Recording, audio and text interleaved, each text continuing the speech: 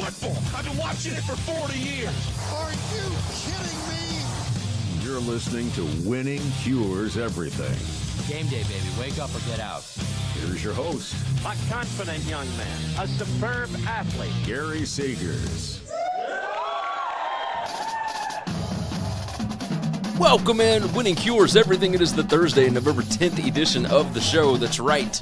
It is a second straight show on a Thursday. Of course, because we missed the Wednesday show. I'm your host, Gary Seegers. You can follow me on Twitter at GaryWCE. Hopefully everybody's having a wonderful, wonderful week thus far. We've got some things to talk about. Of course, the Conference USA media rights deal. We're going to talk about where College Game Day is going next week. And we have to do our College Football Week 11 preview, where I ask questions and then answer them. And, of course, you guys can go ahead and answer the questions yourself in the chat as well. If you are watching, go ahead and do me a favor. Subscribe to the channel and make sure that you like the video. That helps us out as far as the algorithm stuff in the background, whatever. All these words that make you sound smart, just pretend that I'm saying them here. But liking certainly helps us out. And also, of course, subscribing to the channel. You hit the notification bell. It's going to let you know when we go live as well. The show is powered by BetUS. It is America's premier online sportsbook. They've got amazing deals, amazing bonuses, all kinds of stuff, and the fastest payouts in the business. Go and check them out. BetUS.com is where you can do that. I host the BetUS College Football Show every Tuesday and Wednesday. You can find that on the BetUSTV.com website or BetUS College Football channel on YouTube. There's a link in the description to be able to get to that, so go ahead and do me that favor. Subscribe over there as well. We just hit 11,000 over there. We want to reach maybe like 12,000 by the end of the season. Maybe 13, 14, 15, whatever it is. Let's reach for the stars. Let's grow this thing massively before the end of the year. Of course, we're moving into all kinds of things right now. So, all right, let's make this a shorter than usual show. We are going to start off with this. The Conference USA media rights deal has been finalized. It is done. So let's go on and pull up the website here, and you'll see this is from the Las Cruces Sun News, but there's a lot of these articles out there, of course. It says, Conference USA has signed a 5-year media rights contract with CBS Sports Network and ESPN with a network option for a 6th year, according to a report in the Sports Business Journal. Now, this obviously report was before Conference USA announced it. It says the deal will double the league's previous media rights deal with an estimated $800,000 to each school per year. So let's move over to the Conference USA website, where this is from the commissioner, Judy McLeod. She said, this is a major step forward for Conference USA in terms of our multimedia rights as it relates to streamlined exposure, accessibility for our fans, and greater financial resources for our members. Building on our strong relationship with CBS and ESPN enabled us to provide increased exposure and consistent broadcast homes for our membership and fans as we continue to see the landscape of Conference USA and college athletics evolve. So, Conference USA, for quite some time, has had games on Stadium. They've had games on the NFL Network. They've had streaming-only games. Just all kinds of spots where you can't really find the game. And that became a massive problem because these schools are not getting the exposure that they really need. And that's what you ended up having an issue with when Southern Miss, Old Dominion, and Marshall decided to leave Conference USA for the Sun Belt. Exposure is the name of the game, especially for these smaller schools. It's the reason why the MAC does the MACtion games on weeknights, on Tuesdays and Wednesdays. Those are games where there is no football. And no, it is not ideal for fans, but it is incredibly useful, I will say, for these smaller universities that are trying to get in front of a lot of people, right? You're going to have an average of about 500,000 to sometimes 1 million people watching these midweek games. And let's jump back over to the article right quick and look at it. It says the multi-year agreement positions CBS Sports Network with Tier 1 selection status for CUSA football 18 games annually and men's basketball over the length of the partnership, while also televising the football championship, men's basketball semifinal and championship games, the women's basketball championship game, and baseball and softball championship games. It says the CUSA membership approved a linear television-friendly scheming schedule. for football that sees all October league matchups play on midweek evenings. The broadcast partners will share CUSA's October weeknight football games on linear television across CBS Sports Network, ESPN, ESPN2, or ESPNU. Now, this is from the Executive Vice President of Programming at CBS Sports, Dan Weinberg. He said, Conference USA has been a key partner for nearly 2 decades. We're pleased to extend our long-standing relationship. As the primary television home of Conference USA, we are excited to showcase the conference's best across sports throughout the year. This new deal adds even more live games and events to our CBS Sports Network lineup, and we look forward to crowning champions in football, men's and women's basketball, baseball, and softball for years to come. ESPN Linear is going to carry 8 midweek football games per season via the October midweek scheduling. In addition, ESPN Plus or ESPN3 will carry all additional regular season football games, which is certainly a step up. I understand that it is streaming. I get this. However, you know where to go to find it. You don't have to search over a bunch of different networks to find specific games if by chance you are gambling on it, or if you happen to be an alum of the university, or you're just interested in what's going on. So it says consolidating all digital inventory with ESPN provides a much more streamlined process for CUSA fans under one banner. Over 450 live sporting events will be available in streaming on ESPN Plus and ESPN3. This is a significantly better deal for Conference USA than what they had before, and it comes even after they lost some pretty big names. So there are some people that are watching this that do not remember who is actually in the conference now. So let's go ahead and rectify that problem.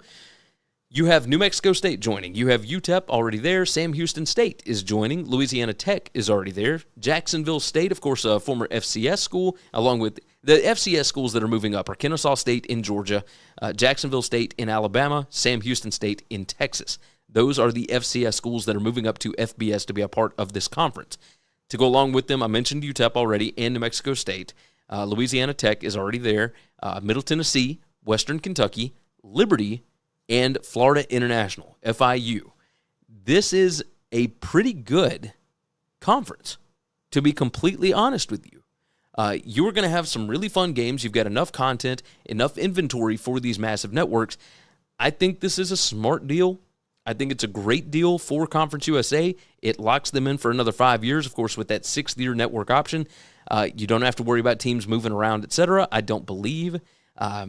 And I think expansion as far as Conference USA, et cetera, is probably done for now because you don't have enough push to be able to get more than that. So cheers to Conference USA. I think this is good for Liberty, et cetera. And this is not good for the fans that want to actually travel in town for these games, but it is very good from an exposure standpoint and monetarily. Now, we've seen the media rights deals just skyrocket over the past few years, and this, of course, goes along with that. This is a lot more money than what these schools have been bringing in. I would expect that we see the same in whatever the next deal might be for the AAC, for the Sun Belt, etc. So definitely a good thing for Conference USA. Now, let's tackle this. College game day going for week number 12. That's right, college football week 12 is upon us. The season is rapidly coming to a close. There's only really 3 options for Week 12. Of course, this is the week. Next week is the week where a lot of the SEC teams play FCS schools or lower G5 schools. There's not a ton of massive matchups, but the way that the Pac-12 has scheduled this has worked out beautifully in their favor. Of course, Oregon is hosting Washington this week, but Oregon hosts Utah next week. So that, to me, that is, I guess, number 3 on this list. Utah's already got 2 losses. I don't anticipate a third this weekend. I think Oregon gets a win over Washington this weekend, so Oregon will still be highly ranked next week. So that is certainly a chance. Now, the issue is that Gameday has already been to Oregon for the UCLA-Oregon game. Number 2 on my list is Illinois at Michigan. If Illinois is to get the win over Purdue, that becomes a really, really big game as far as national rankings, as far as everything else. Like, this is the last real test, really the last test period for Michigan before they go to Ohio State. So that is something to pay attention to. You might be looking at a battle of maybe top 15 teams, certainly top 20 teams. So something to pay attention to with that. Illinois going to Michigan. Gameday has not been to Ann Arbor this season, if my memory serves correct. The number one spot, I believe, will be USC at UCLA. Yes, Gameday did the UCLA at Oregon game, but they did not go to the Rose Bowl. They did not go to Los Angeles. USC has only one loss. They play Colorado on Friday this week. UCLA has only one loss. They are playing against Arizona this weekend. Both of those teams are nearly 3 touchdown favorites, if not more. I think USC is like a 30-something point favorite. UCLA is around 19, 20, somewhere around there. Those two, if they only have one loss each, will both be maybe top 10 teams or at least close to it. That is where I believe they will end up next week. Pac-12 highlights, Pac-12 showcase next week for ESPN's College Game Day in week number 12. Let's hit this ad right quick. On the other side, we're doing the College Football Week 11 preview. Let's check out some things you should know about. College football is back, and BetUS TV has you covered. Every Tuesday and Wednesday at 1 p.m. Eastern, we've got expert game analysis to help you make informed decisions before kickoff, only on the BetUS TV College Football Channel. Visit winningcureseverything.com to find everything you need to know about us, including full shows in video or podcast form, gambling picks, merch, the gear we use, and more.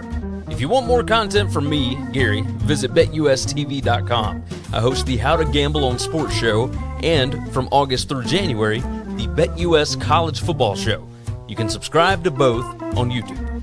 If you haven't already, subscribe to the podcast on Apple, Spotify, or whatever's your favorite podcast app. And if your app allows it, leave a 5-star written review. Visit the Winning Cures Everything web store to get all kinds of football shirts, hats, hoodies, mugs, and more.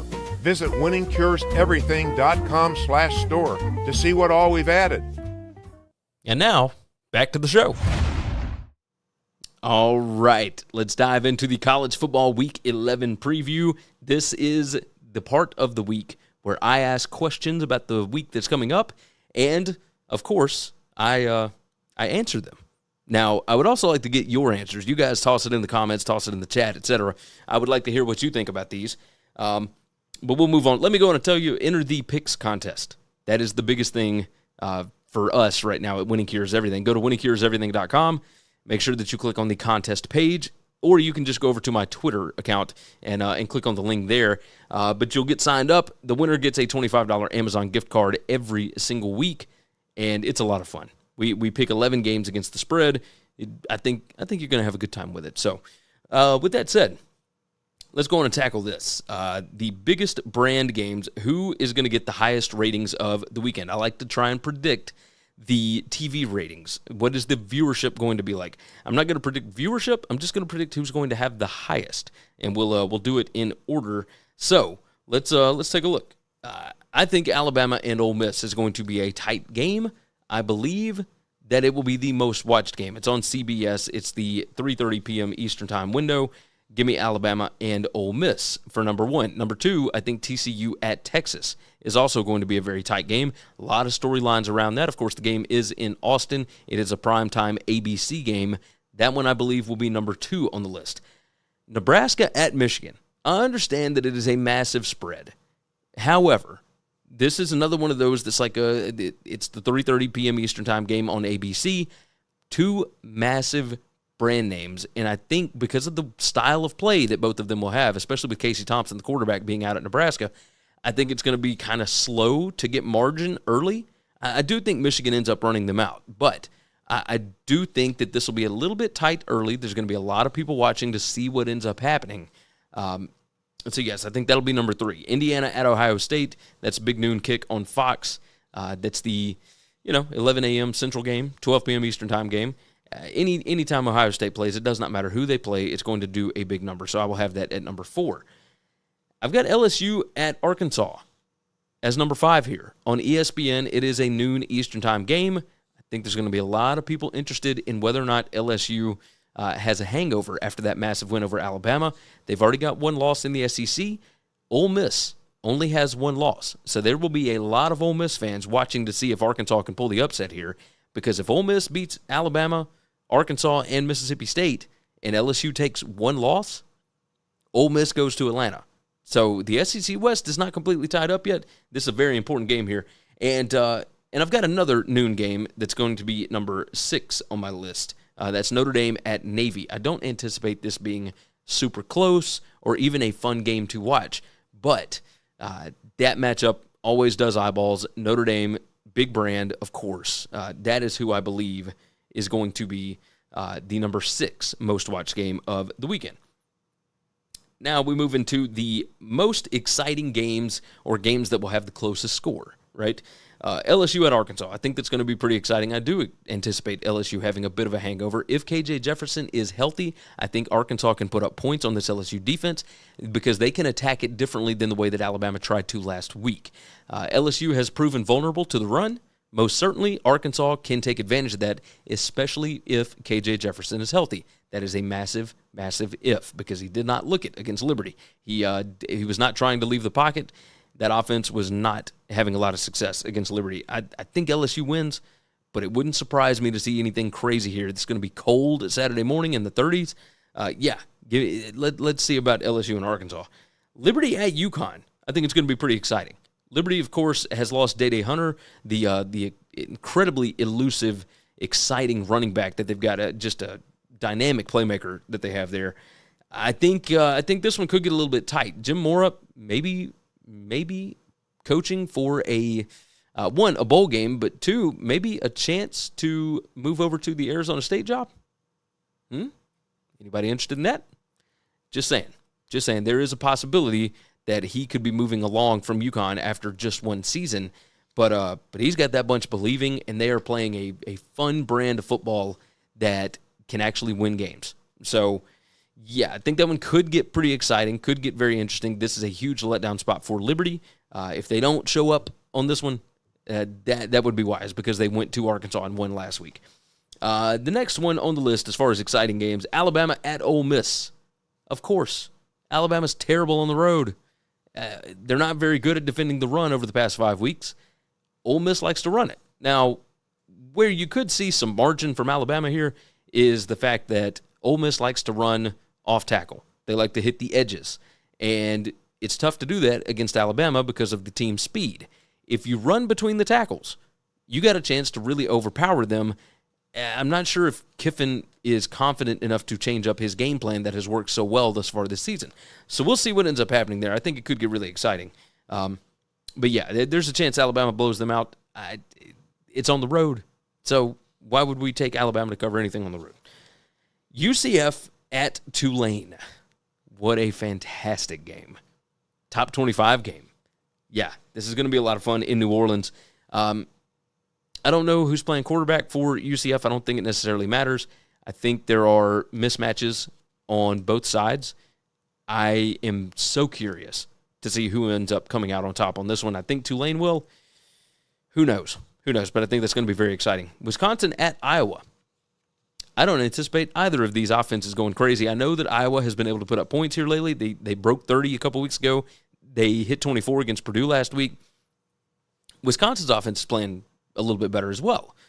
Jim Leonard, of course, coaching for his job, basically. He is the interim there at Wisconsin.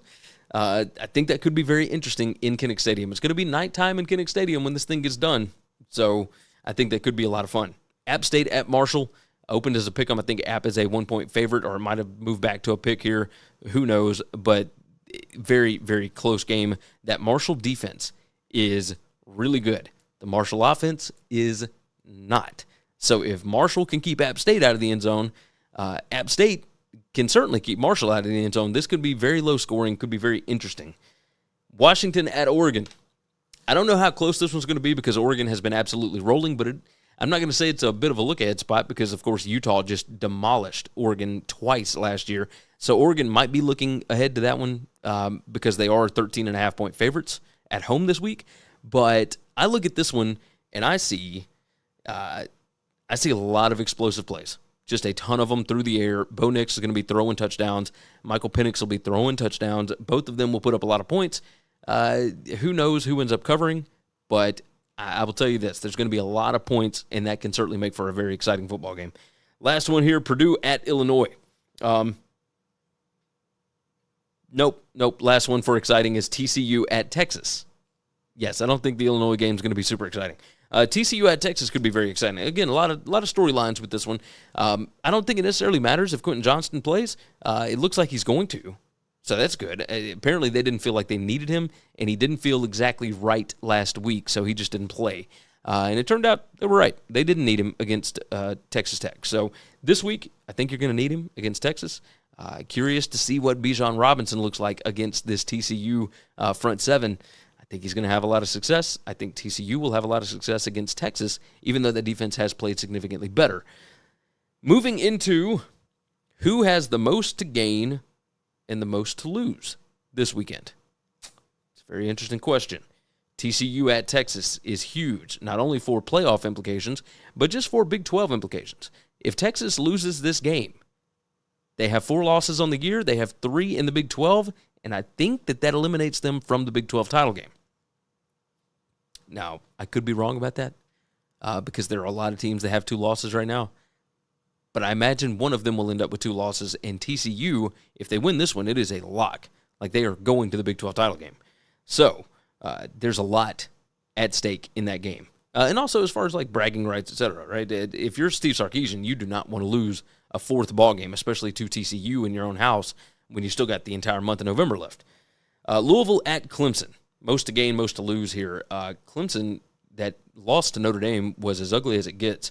Louisville played awful to start the season. Over the past 5 weeks, they have absolutely been a top 20 caliber team. They are rolling right now, especially on defense. This team is really, really good. I think Louisville wants to show like a little more proof of concept, especially that coaching staff.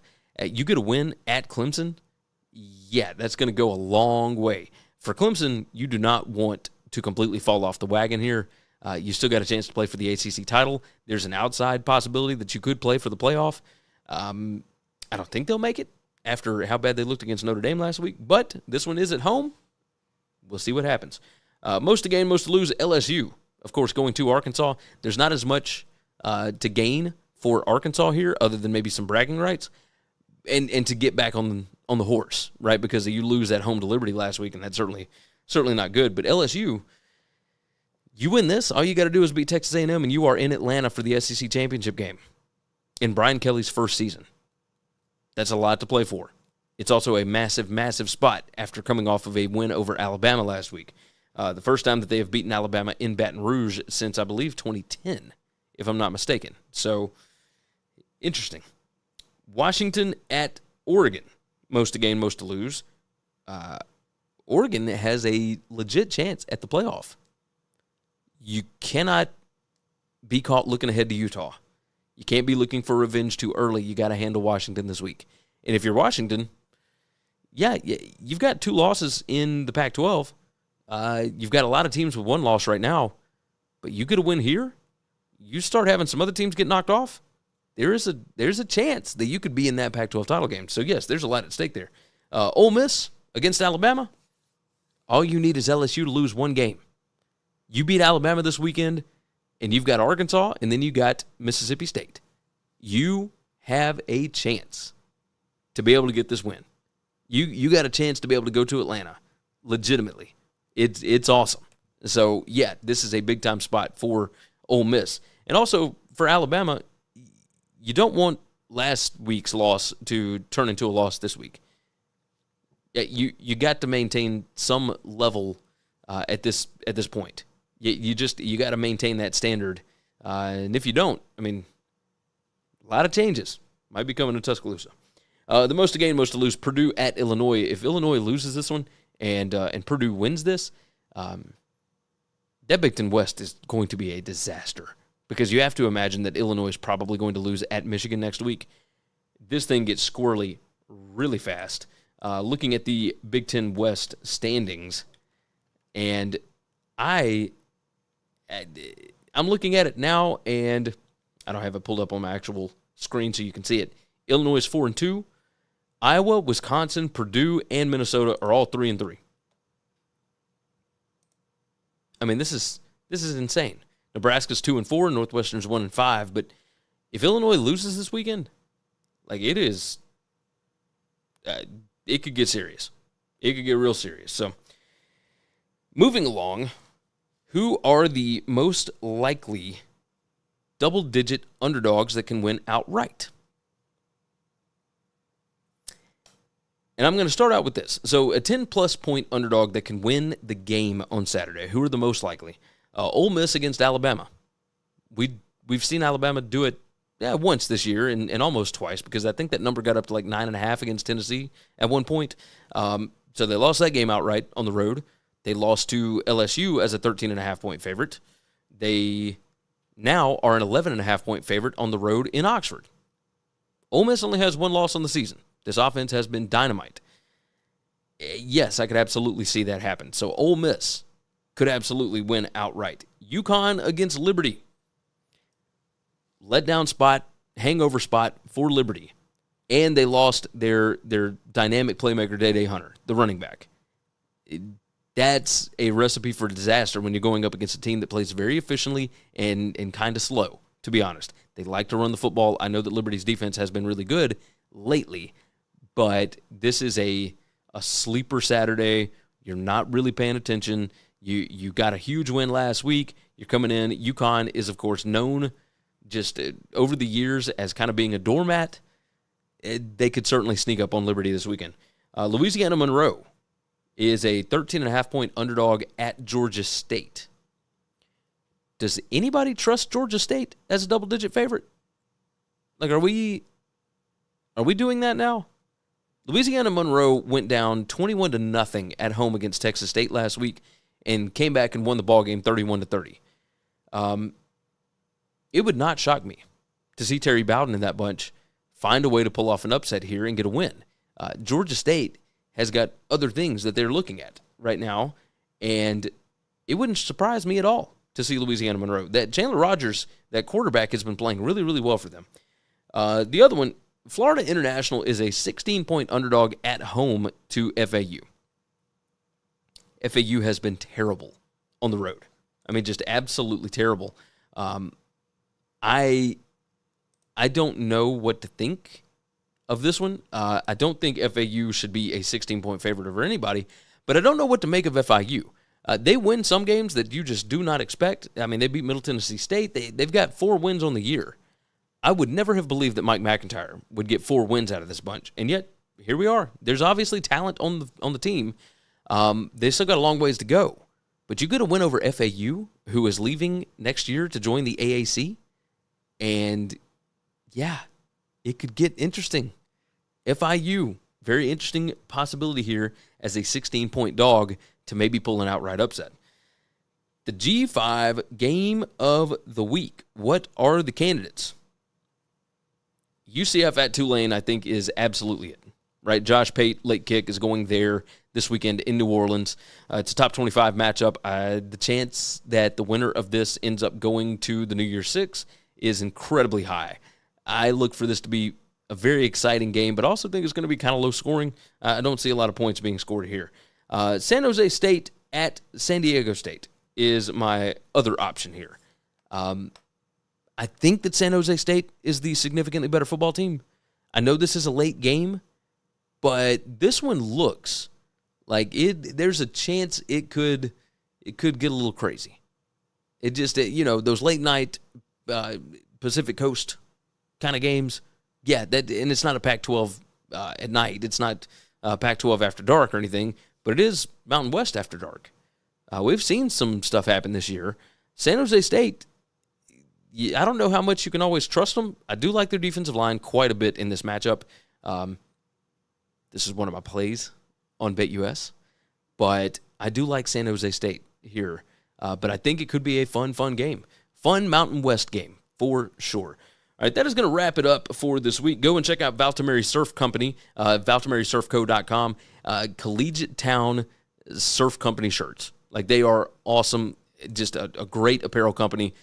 Their customer service team is fantastic. They're going to treat you right. I've got a link in the description. You go and use the promo code Gary10, Gary10, and you will get 10% off of your order. The material is great. The fabric is great, very comfortable. So go and check them out. Along with that, of course, the show brought to you each and every time out by BetUS. It's America's premier online sportsbook. I host the BetUS College Football Show on Tuesdays and Wednesdays at 1 p.m. Eastern Time. As we're getting out of here, make sure that you like the video for me. And, of course, if you're listening on podcast, leave us a nice 5-star review. That certainly helps out. Any of these questions on here, you go ahead and answer those in the chat, and that would help us out, or in the comments. I would love to hear your opinions on these as well. With that said, we're going to get out of here. You guys have been fantastic. You're always fantastic, but regardless, we're out of here. Take care of yourself, take care of each other. Hopefully all your tickets cash this week. Thanks for listening to Winning Cures Everything. Make sure and subscribe on YouTube or your favorite podcast app, and make sure to leave a nice 5-star review. You can follow Gary on Twitter @GaryWCE, and the show is @Winning Cures. Be sure to check out the merch in our web store and share the show.